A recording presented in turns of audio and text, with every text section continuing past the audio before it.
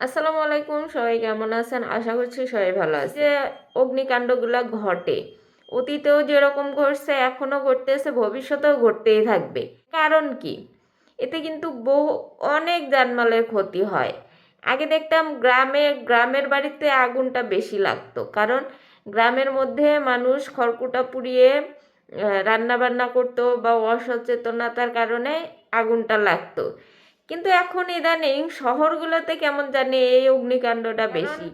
এই যে শহর ভিত্তিক যে কাঠামোগুলা, যে বিল্ডিংগুলা তৈরি করা হয়, যেভাবে তৈরি করা হোক না কেন, এগুলার কাঠামো একদমই ভালো না। বাংলাদেশের বিশেষ করে ঢাকা শহরের যে বিল্ডিংগুলা যেভাবে তৈরি করার উচিত ছিল, যে এই যে কারেন্টের তার বলেন, গ্যাসের লাইন বলেন, যে কোনো লাইন বলেন, এমনভাবে করা যে এগুলার ভিতরে আগুন লাগা খুবই স্বাভাবিক বিষয়।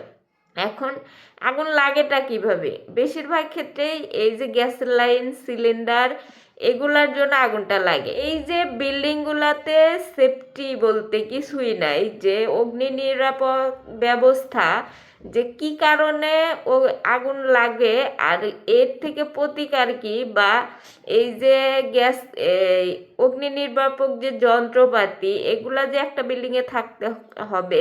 বিশেষ করে বাণিজ্যিক বিল্ডিংগুলা, যেগুলাতে শপিং মল থাকে, রেস্টুরেন্ট থাকে, তারপর বিভিন্ন ধরনের প্রতিষ্ঠানিক যে জায়গাগুলা, সেই বিল্ডিংগুলাকে আপনারা সেফটি কতখানি মানতেছে, এই জিনিসগুলা তদারকি বাড়ানো। যেগুলা বিল্ডিংয়ে আগুন লাগতেছে সেগুলা বিল্ডিং থেকেই শোনা যাইতেছে যে এখানে অগ্নি নিরাপদ ব্যবস্থা নাই, এখানে এক্সিট সিঁড়ি নাই, এক্সিট কোনো রাস্তা নাই। মানে এই ধরনের বিল্ডিংগুলোতে আগুন বিশেষত বেশি লাগতেছে। তো এই জায়গাগুলোতে আসলে কাদের দায়? কাদের এই জায়গাগুলোতে কাজ করা উচিত? যে এই জায়গাগুলোতে যে যারা এই বিল্ডিংগুলোকে তদারকি করে, বিআরটিসি বলেন, যারাই বলেন, যে এই জিনিসগুলো যারা তদারকি করে, তারা আসলে সারা বছর কি করে? যখন একটা বিল্ডিংয়ে আগুন লাগে তখন গিয়ে এই এই কথাগুলো আলোচনা বেশি হয়, যে এই বিল্ডিংটাতে এক্সিট সিঁড়ি ছিল না, নিরাপত্তার কোনো ছিল না, কি অগ্নি নিরাপদ ব্যবস্থা ছিল না।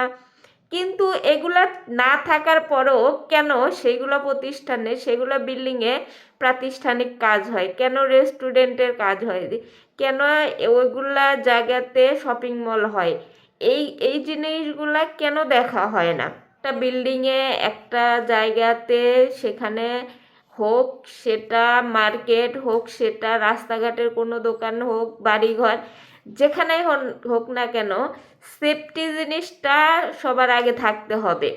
এক্সিট এক্সিট যে জিনিসটা সেটা থাকতে হবে। ফ্যাশনে যখন আগুন লাগছিল গার্মেন্টস সেক্টরে, তারপরে কিন্তু প্রত্যেকটা গার্মেন্টস ফ্যাক্টরিতেই এই আগুন নির্বাপক ব্যবস্থা বাধ্যতামূলক করা হয়েছে, এবং প্রত্যেকটা জায়গাতে আগুন নির্বাপক ব্যবস্থা রাখা হয়েছে। সেটা একটা বড় ধরনের দুর্ঘটনার পরে, কিন্তু কেন আগে এই জিনিসগুলোকে তদারকি করা হয় নাই? এই যে তাজনিন ফ্যাশনের যে আগুনগুলা লাগছিল, তার আগে কেন এই ব্যবস্থাগুলা দিকে তদারকি বেশি করে করা হয় নাই? এই যে বড় বড় দুর্ঘটনার পরে গিয়ে এটার বিষয়ে কথা বলা এবং সেটার বিষয়ে মানে সেটা নিয়ে কাজ করা, এই জিনিসগুলো বাংলাদেশে খুবই এক ধরনের স্বাভাবিক হয়ে গেছে, যে বড় কোনো দুর্ঘটনা না ঘটা পর্যন্ত কোনো ধরনের কোনো কার্যকরত কোনো পদক্ষেপই নিতে দেখা যায় না। ঘটনা ঘটবে, তারপরে গিয়ে কার্যগত ব্যবস্থা নেওয়া হবে। কিন্তু এর আগে কেন নেওয়া হয় না? এই যে যখন আগুন লাগে তখন আমাদের টনক নড়ে, তারপরে কিছুদিন থাকে, তারপরে আবার আমরা ভুলে যাই, এবং এই বিষয়গুলো প্রশাসন থেকেও আর কোনো খোঁজ খবর নেওয়া হয় না। যখন আবার কোনো দুর্ঘটনা ঘটে তখন আবার নতুন করে কিছুদিন চলে, যে এই তদারকিগুলো চলে, তারপরে আবার সবাই ভুলে যায়। মানে যাদেরকে এই কাজের জন্যই রাখা হয়েছে তারা এই কাজগুলা নিয়মিত করবে, কারণ তাদের কাজ এটা। তারা এটা না কইরা তারা যখন কোনো দুর্ঘটনা ঘটে তারপরে গিয়ে বিল্ডিংয়ে চেক করে যে অগ্নি নিরাপদ সরঞ্জাম আছে কিনা, বিল্ডিং ঠিক আছে কিনা, বিল্ডিং ভূমিকম্পে কোনো ঝুঁকি আছে কিনা। এরকম এগুলা কাজের জন্য তো আলাদা লোক আছে, তারা কেন সেই কাজগুলো করতেছে না? এবং তাদের কেন শুধুমাত্র এই দুর্ঘটনা ঘটার পরে গিয়ে পদক্ষেপ নিতে হয়? তার আগে কেন তারা এইটা নিয়ে কাজ করে না? এই এই দিকগুলা কেন সাধারণ মানুষ এই যে সরকারের থেকে কি চায়, এই যে এত ট্যাক্স দেয়, এত কিছু সরকার জনগণের টাকা দিয়ে এত কিছু করে, এই এই সামান্য এইগুলা জিনিসই তো চায় মানুষ, যে আমরা আমাদের যে দৈনন্দিন জীবনের যে নিরাপত্তা, যে আমাদের যেটা সুবিধা, একটা নাগরিকের প্রাপ্ত, রাষ্ট্র থেকে প্রাপ্ত যে সুবিধা, এই সুবিধাগুলা যথাযথভাবে রাষ্ট্র থেকে প্রদান করবে, আর সাধারণ মানুষ সেগুলাকে পালন করার চেষ্টা করবে। এখন সাধারণ মানুষ পালন করতে চাইলেও যে রাষ্ট্র থেকে যে প্রতিনিধিগুলো আছে, সরকার থেকে যে প্রতিনিধিগুলো আছে, যারা এগুলা বিষয়ে কাজ করবে, তারা তো তাদের জায়গা থেকে কাজ করতেছে না। তো সে জায়গায় জনগণও আশা ছেড়ে দিয়ে জনগণও কথা বলা বন্ধ করে দেয়। ফিলিংস গ্যাসগুলো আছে সেগুলা দিয়ে রান্না বান্না বা বিভিন্ন ধরনের ফুটপাতের রান্নাগুলো হয়। তারপরে রেস্টুরেন্টগুলোতে ঝুঁকিপূর্ণভাবে গ্যাসের লাইন করে গ্যাস নিয়ে, এক্সট্রা গ্যাস নিয়ে তারা রান্না বান্না করে, ঝুঁকিপূর্ণভাবে চলে।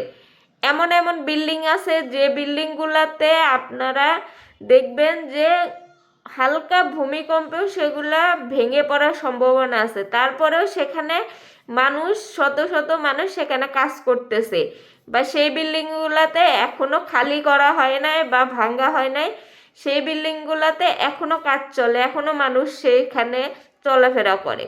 তো এই যে এইগুলা জিনিসগুলা যে জনগণের জীবনের নিরাপত্তার জন্য এইগুলা জিনিসগুলা যারা তদারকি করে, তারা যে করতেছে না, এই জিনিসগুলা সরকার থেকে দেখা উচিত।